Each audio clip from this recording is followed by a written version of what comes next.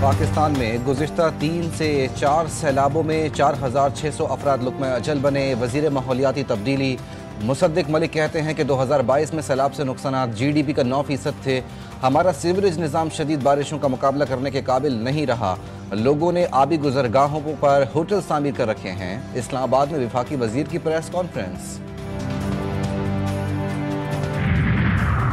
Ukraine के शहर Kharkiv पर रूस के फिर शदीद हमले। यूक्रेनी हुक्काम के मुताबिक हमलों में 9 अफराद हलाक और 36 जख्मी हो गए। रातों रात रूस ने 470 से ज़ायद ड्रोन और 48 मिसाइल दागे, जिससे 10 से ज़ायद रिहायशी इमारतों, स्कूल और सुपरमार्केट को नुकसान पहुंचा है। और सोने के भाव फिर बढ़ गए। फी तोला कीमत में 7,900 रुपये का बड़ा इजाफा। 1 तोला सोने के रेट 4,31,562 रुपये पर जा पहुंचे। 10 ग्राम सोने की कीमत में भी 6,773 रुपये का इजाफा। 10 ग्राम सोना 3,69,994 रुपये का हो गया। चांदी 177 रुपये इजाफे से फी तोला 5,422 रुपये की हो गई। अमेरिका ने सऊदी अरब को अहम नॉन नेटो इत्तेहादी करार दे दिया। सऊदी वली अहद मोहम्मद बिन सलमान के एजाज़ में दिए गए इशारे से खिताब में ट्रम्प ने कहा, अब सऊदी अरब पहले से ज़्यादा मजबूत है। मशरिक़ वस्ता में अमन कायम होगा। ईरान भी अमेरिका के साथ मुआहिदा करना चाहेगा। इशारे में एलोन मस्क और क्रिस्टियानो रोनाल्डो भी शरीक हुए।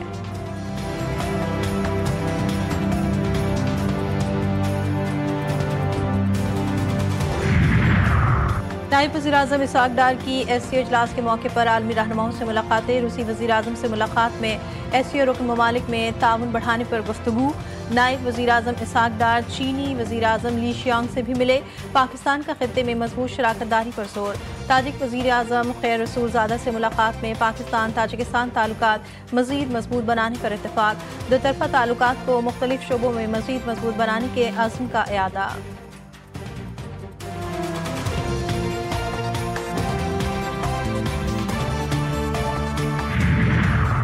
आज़ाद कश्मीर की 20 रुकनी काबीना ने हल्फ उठा लिया। कायम मुकाम सदर चौधरी लतीफ़ अकबर ने बुज़रा से हल्फ लिया। वज़ीर-ए-आज़म आज़ाद कश्मीर फैसल मुमताज़ राठौर भी हल्फ बर्दारी की तकरीब में मौजूद थे। तकरीब में पीपल्स पार्टी के रहनुमाओं और कारकुनों की बड़ी तादाद में शिरकत।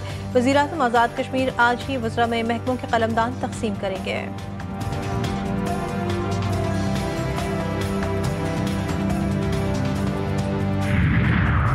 और DGISPR का कायद-ए-आज़म यूनिवर्सिटी का दौरा। असातिज़ा और तलबा के साथ खुसूसी नशस्त में दाखिली सूरत हाल और मुल्की दिफा पर गुफ्तगू। असातिज़ा और तलबा ने यूनिवर्सिटी में पाक फौज के तर्जुमान की आमद को सराहा।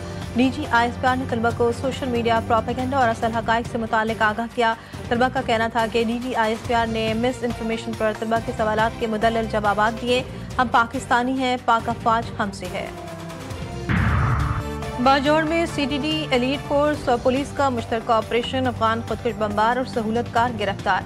दस्ती बम और देसी IED बारूद बरामद। हुक्काम के मुताबिक गिरफ्तार हैंडलर का ताल्लुक बाजौड़ से है।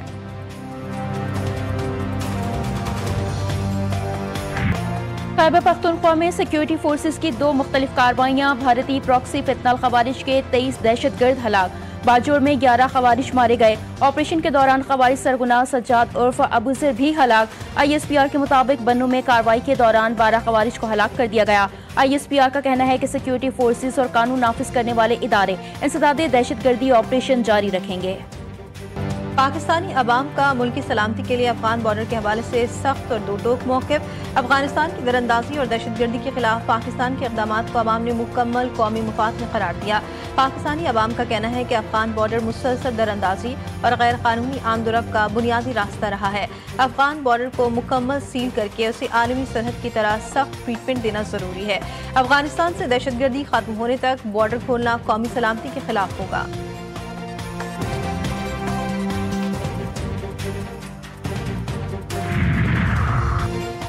कौमी असम्बली और सेनेट में अपोजिशन लीडर्स की अदम तकर्रुरी पर डेडलॉक। पार्लियामेंट में सियासी दर्जा हरारत बढ़ गया।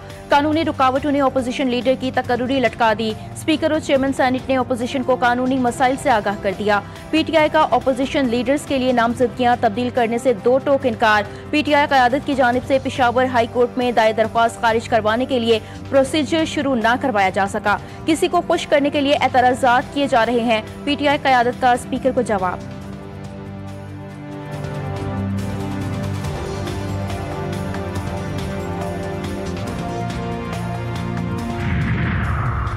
मखसूस नशस्तों के केस में अक्सरियती फैसला दुरुस्त नहीं था। जस्टिस जमाल मंदोखेल का अक्सरियती फैसले पर जुज़वी अपीलें मंजूर करने का फैसला जारी कर दिया गया। फैसला 12 सफ़ात पर मुश्तमिल जस्टिस जमाल मंदोखेल ने 41 नशस्तें सुन्नी इत्तेहाद काउंसिल का हक करार दे दी। मखसूस 39 नशस्तों पर अपना असल फैसला बरकरार रखा। जस्टिस जमाल मंदोखेल ने 41 नशस्तों पर अक्सरियती फैसले को नज़रसानी में तब्दील कर दिया। कहा 41 नशस्तों से मुतालिक फैसला आइन और हकाइक से मुताबिकत नहीं रखता। अदालत किसी उम्मीदवार के सियासी वाबस्तगी तब्दील नहीं कर सकती। 41 उम्मीदवारों से मुतालिक अक्सरियती फैसला इख्तियार से तजावुज़ था।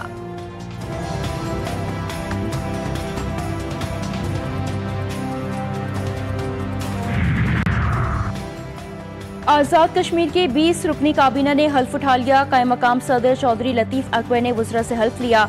नौमुंतखब वज़ीर आज़म फैसल मुमताज़ राठौर भी तकरीब में शरीक हुए। काबीना 18 वज़रा और 2 मुशीरों पर मुश्तमिल। साबिक वज़ीर आज़म चौधरी अनवारुल हक काबीना में शामिल।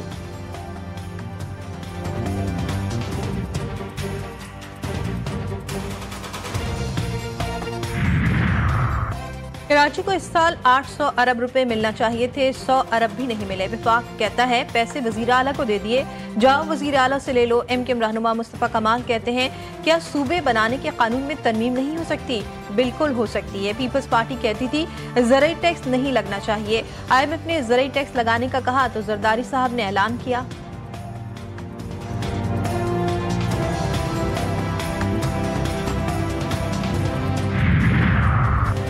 विफाकी आईनी अदालत को सियासी अखाड़ा न बनाए, जस्टिस हसन अजहर रिजवी दरख्वास्त गुजार पर बरहम। यूटिलिटी कॉर्पोरेशन मुलाजमिन की बरतरफी के केस में बरतरफ सेलमैन मुजम्मिल रफीक को तैयारी के लिए वक्त दे दिया। जस्टिस हसन अजहर रिजवी ने कहा कि यूटिलिटी स्टोर से आवाम को नहीं बल्कि स्टाफ ने मजे किए। यूटिलिटी स्टोर से करोड़ों अरबों का नुकसान हुआ। केस की समाअत गैर मुय्यना मुद्दत के लिए मुलतवी।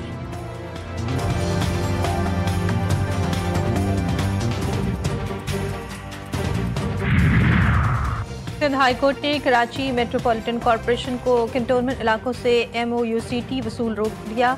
म्यूनसिपल टैक्स की वसूली कंटोनमेंट बोर्ड का इख्तियार करार। दौरान समाअत वकील दरख्वास्त गुजार ने कहा कि मलीर कंटोनमेंट बोर्ड पहले ही कंजर्वेंसी टैक्स वसूल कर रहा है। KMC ने बिजली के बिल में म्यूनसिपल चार्जेस भी शामिल कर दिए हैं। बैक वक्त 2 इदारे म्यूनसिपल टैक्स वसूल कर रहे हैं।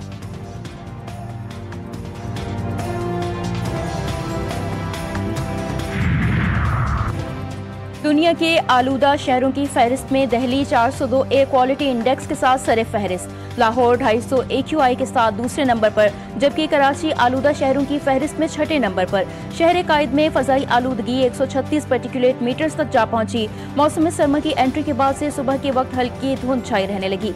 कराची में आइंदा हफ्ते से सर्दी की शिद्दत बढ़ने की भी पेशगोई।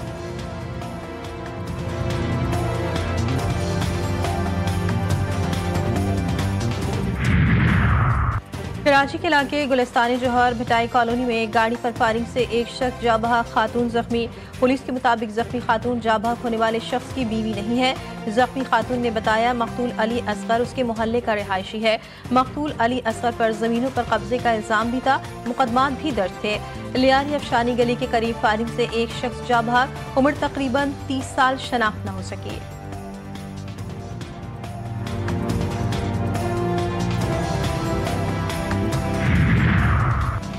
सिंध में डेंगू को ताहाल काबू न किया जा सका। कराची में डेंगू के 394 नए केसेस सामने आ गए। हैदराबाद में भी 301 केसेस में डेंगू की तस्दीक हो गई। DG हेल्थ सिंध ने डेंगू की सूरत हाल पर यौमिया रिपोर्ट जारी कर दी। महकमा सेहत के मुताबिक रवां बरस अब तक डेंगू से अमवात की तादाद 37 हो चुकी है।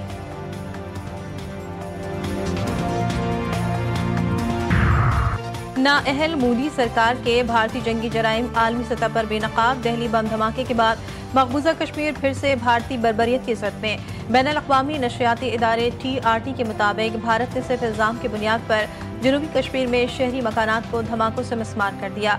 2020 से 2024 तक 1000 से ज़ायद घरों की तबाही की दस्तावेज़ात सामने आई।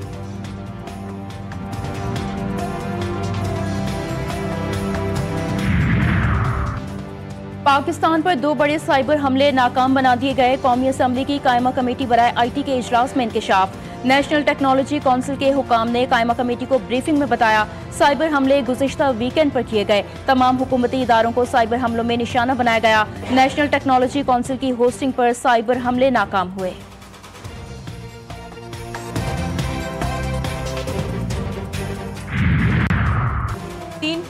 की T20 सीरीज में शाहीनों का फातिहाना आगाज। पाकिस्तान ने जिम्बाब्वे को 5 विकेटों से हरा दिया। 148 रन का हदफ ग्रीन शर्ट्स ने बासानी 5 विकेटों के नुकसान पर हासिल किया। फखर जमान 44 रन के साथ नुमाया रहे। उस्मान खान 37 और मोहम्मद नवाज 20 रन बनाकर नॉट आउट रहे। ट्राई सीरीज का दूसरा मैच श्रीलंका और जिम्बाब्वे की टीमों के दरमियान कल खेला जाएगा।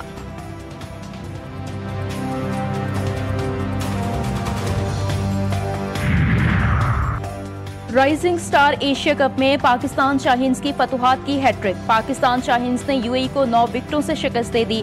दोहा में खेले गए मैच में मुआज़ सदाकत ने 15 गेंदों पर 37 रन की इनिंग्स खेली। गाजी गौरी ने 16 और मोहम्मद नईम ने 6 रन बनाए।